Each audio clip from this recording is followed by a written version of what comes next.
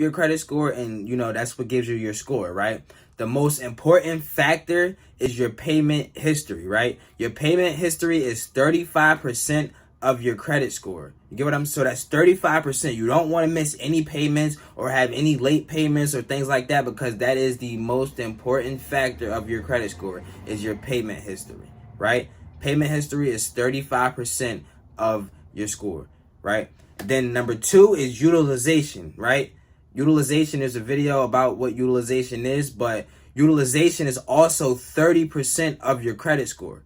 It's 30% of your credit score. So you always want to make sure your utilization is under 30% or at the magic number, which is 7% or lower, right? That is the magic number for, for your score not to go drop down crazy, right? Because when your utilization goes up high, your score drops tremendously. And it's really just that simple when it comes to utilization, right? And then number 3 is 15% of your score is your credit age. So it's how long you had, overall credit, right? So if you had this credit for 5 years and this credit for 10 years, they'll average them out together, and then that'll be your credit age, right? So your credit age is 15% of your score. You always want to make sure your credit age is at least over 2 years. If you don't have the age, then you can get a trade line and take it from there. But that's a whole nother video, right?